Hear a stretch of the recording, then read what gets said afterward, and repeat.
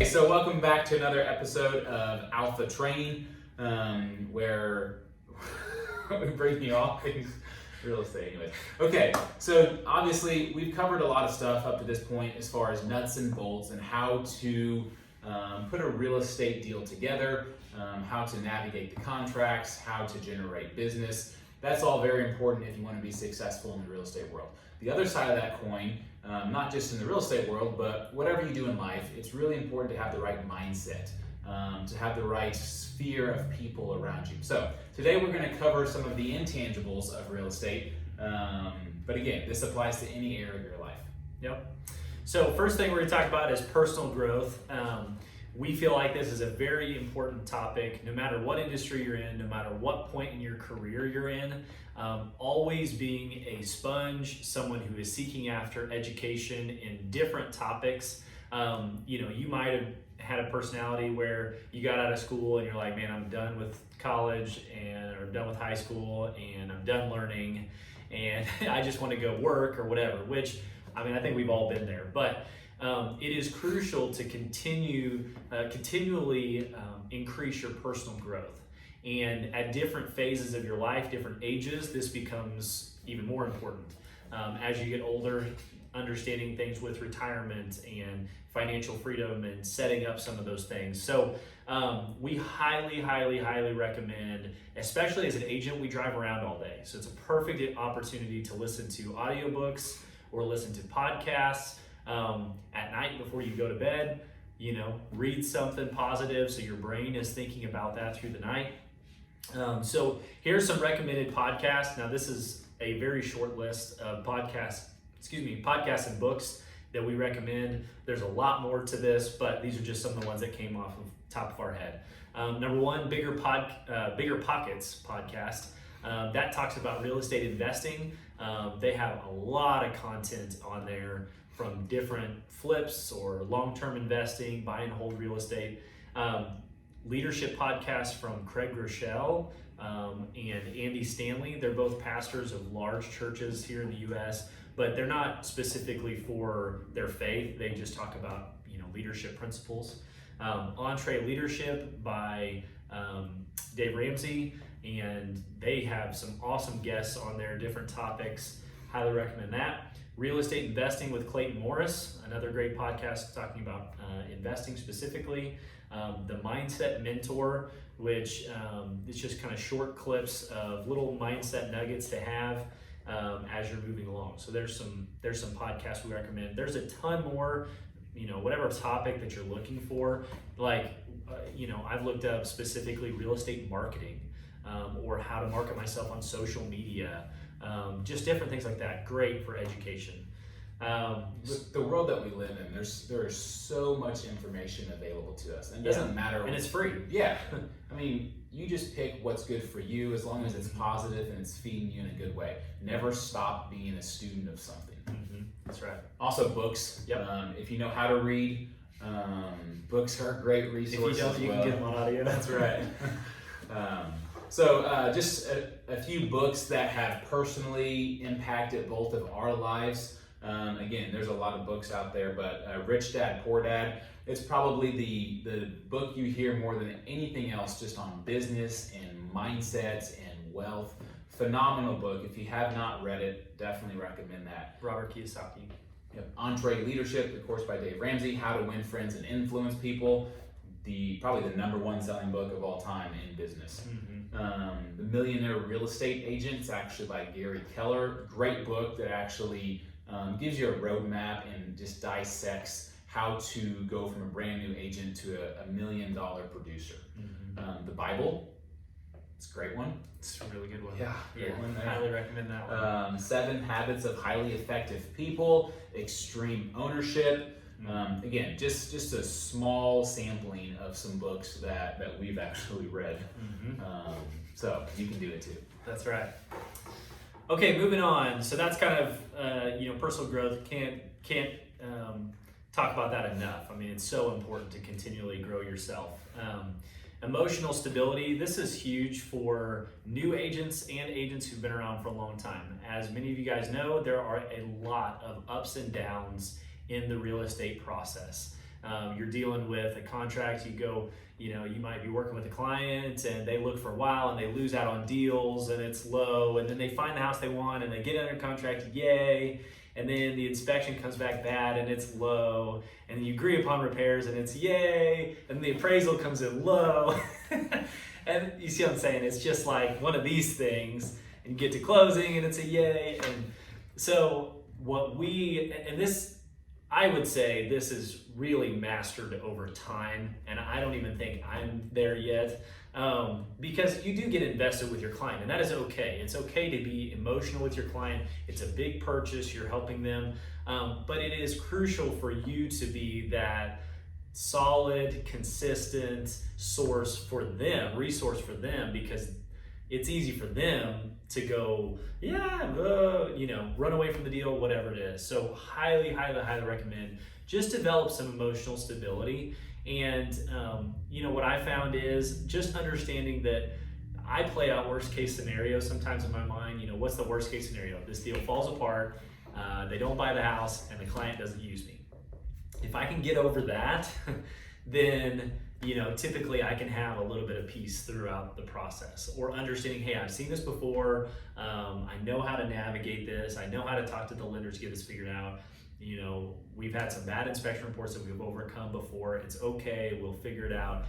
Just kind of being even keel through the process is important. A lot of what we do is problem solving, and if you are constantly freaking out, to be a technical term, it takes up way too much emotional and mental energy, and you don't have the just the mental capacity to dedicate towards actually solving the problem, which is why our clients hire us.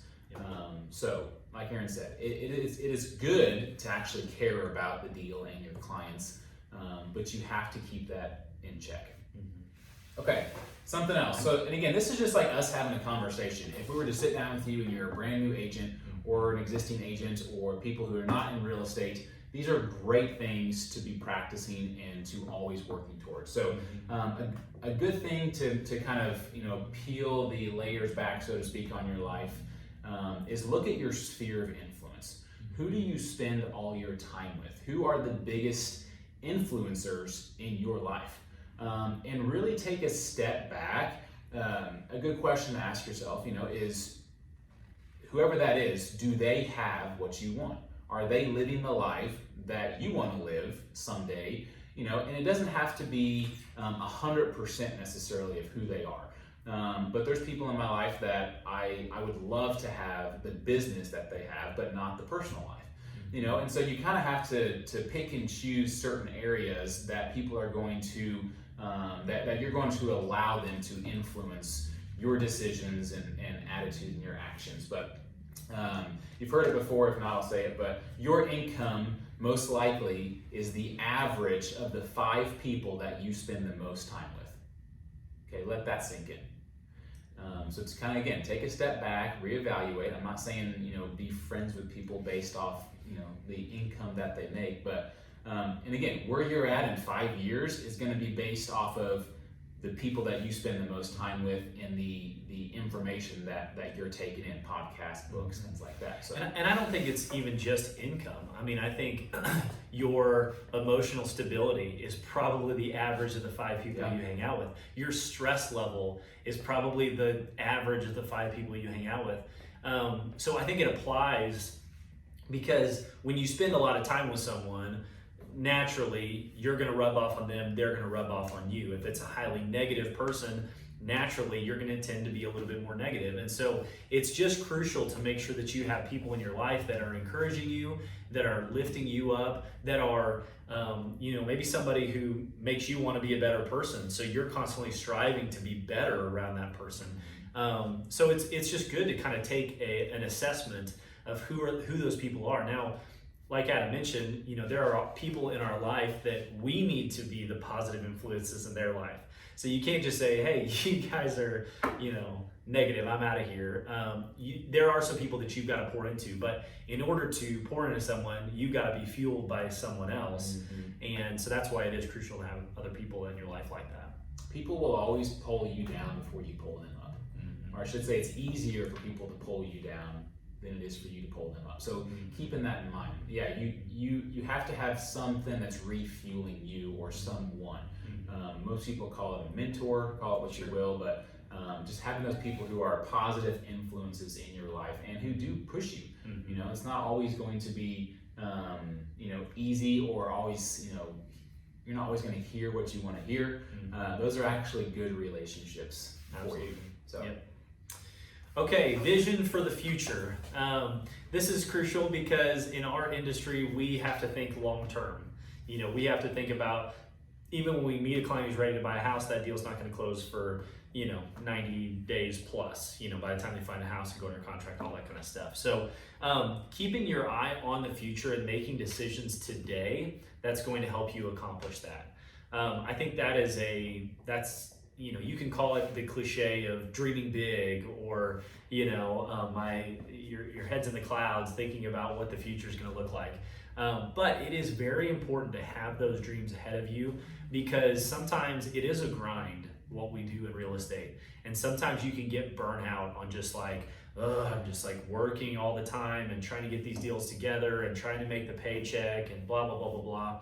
But understanding why you're doing that, why you're actually a real estate agent that is pursuing this industry. Honestly, for us, and probably for you, it's the financial part of what real estate provides. It's the freedom of your schedule, but it is the financial part of it that allows you to create a life for your family and your future. And so, creating a dream board, as cheesy as that is, it's pretty fun. You think about what you want your life to look like. You go get images that represent that. You put it on a board and you stick it in front of you somewhere in your office, in your house, in your car, wherever it is. Create that vision for what you want your future to look like. It can be vacations, it can be a house, it can be giving money away, it can be charities, it can be your family, what you want your family to look like. Whatever it is, put that in front of you. That way that vision is clear. Do some dream building. Go out and preview some houses that you want to live in someday. Go online and watch videos of a location that you want to vacation to someday. Get your family involved in the dream building process. I think that's one of the coolest things, is sitting down with your kids and your spouse and saying, hey, what do you want our future to look like? Let's put that on there. Talk to your kids. Hey, what do you want what do you want to be when you grow up? What do you want, what do you want to drive when you grow up? Whatever it is, it's fun to just get that idea of thinking about, this is where we're going, and we want to make decisions today in order to make that a reality. You have to have a purpose for why you get out of bed and why you're working so hard, because when things do get tough, if you don't have that purpose, you will lose the excitement and the passion for what you're doing. So like Aaron said, it is really important to know where you're going for two reasons. One, it keeps you on the right track, and two, sometimes you get there and you don't even realize it. And so what it does is it allows you to have these little milestones or mile markers along the way that, hey, you're in the right direction. And you have to reward yourself along the way. It doesn't have to be anything crazy or big, but when you get your family involved, it is so cool when everyone's working towards the same goal. And even the kids, it can be a small goal for them, where they can do chores and save up, a few dollars, and they go to the dollar store or whatever it is. But just having everyone on the same page, it's crazy what happens whenever your spouse and your family or people that you work with, your team, whatever it is, when everyone's moving in the same direction. And this kind of transitions into just business owner mentality. Business owner mentality is probably one of the most important things whenever you're starting or running your own real estate business, or any business for that matter. It's definitely a 180 from traditional job mentality, where you go in, you work a certain amount of time, 10 hours, whatever it is, and you expect to get paid for those 10 hours. Business owner mentality is not like that. It's almost the exact opposite, where sometimes you do work and you're not sure if you'll ever get paid for that work. But maybe you won't. Maybe you won't. But you have, it's really the best example you hear is just a farmer mentality, where they have faith that if they plant a seed in the ground, then when it's harvest time, that seed is going to produce a crop. And it's the same thing in real estate. You do activities today and you focus on those income producing activities for a long period of time, and they will lead to results. You know, success is not making one really good decision today. Success is making good decisions, small decisions, over the period of, you know, several months or several years or decades. And so it's not something, you know, it's like eating a meal. You could have the biggest meal you've ever eaten, but in 5 hours or 6 hours, you're gonna be hungry again. You know, so it has to be something that's done on a daily basis over an extended period of time. Yep, it's made up of little sprints. You know, we obviously set year-long goals, but those goals are then broken down into smaller steps.